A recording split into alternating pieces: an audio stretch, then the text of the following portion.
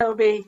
And thank you, Governor. I want to thank the governor for his extraordinary commitment to all of California's children and to meeting all of their needs for thriving. California's investments have indeed led the states in supporting recovery. And in the case of education, this is also not only recovery from the pandemic, but recovery from a couple of decades of disinvestment in public education. We are now, with this latest budget, up to about $22,000 per pupil in commitments to education, a huge increase of more than a third from just a few years ago. So this community schools piece is a critical part of it. The budget that we proposed in 2021, which included all of those elements that the governor spoke about, is important. And the community schools model actually provides a means to incorporate all of those investments: nutrition services, access to physical and mental health care, increased training and support for educators. The before and after school programs will be coordinated and orchestrated to reach the needs of children and families by these community schools. So what does a community school look like? Quite often, these schools are open from early in the morning until into the early evening. They'll often have a health clinic available to families, an after-school program for children, which will offer recreation and enrichment, as well as homework support and sometimes one-on-one tutoring, education for adults in support of literacy, English learning, job training.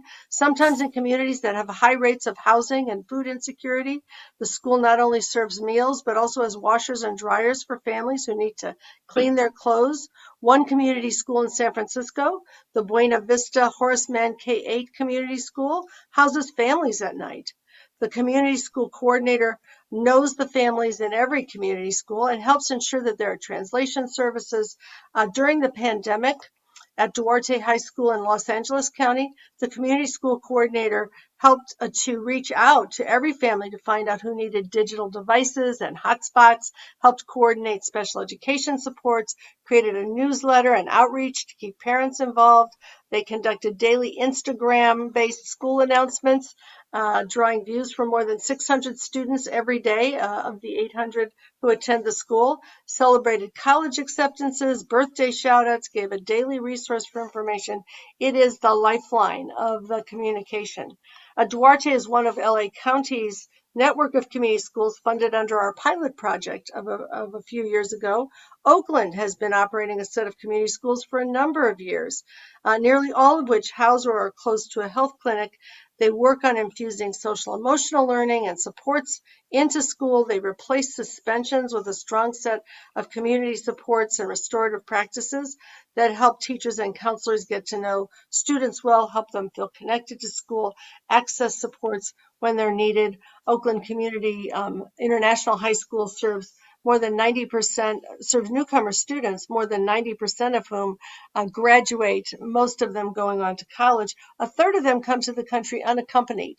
And the community school services provide everything from supports for those young people for housing and nutrition and everything that accompanies that, and those additional supports. So the community school investment of $3 billion over 7 years, $4.5 billion if the May budget is enacted, is clearly a commitment to ensure that our students are happy, healthy, and thriving at school. We have adopted a California framework for community schools. The California Department of Education, we'll hear from State Superintendent Thurman in a moment, and the State Board have been working in partnership to paint a framework that includes all of these pieces of care inside the school, inside the way in which regular classrooms operate, and the supports around the edge of the school. Evidence does show that community schools work. Learning Policy Institute did a review of more than 140 studies several years ago that documented gains in attendance, school progress, achievement, and graduation experienced when all of these factors are brought together in community schools. We are prioritizing funds for those schools serving more than 80% high-need students. I don't know if people realize that in California, more than 60% of students are low-income students. And that means that there are a wide range of needs that are needed. The governor mentioned that we've already allocated funds to 268 school districts, county offices of education, and charter schools. Some of these are planning grants, which 192 school districts have received to get going on the concept. Another batch of funds are for 5-year implementation grants for between $100,000 and $500,000 per school site, depending on the size.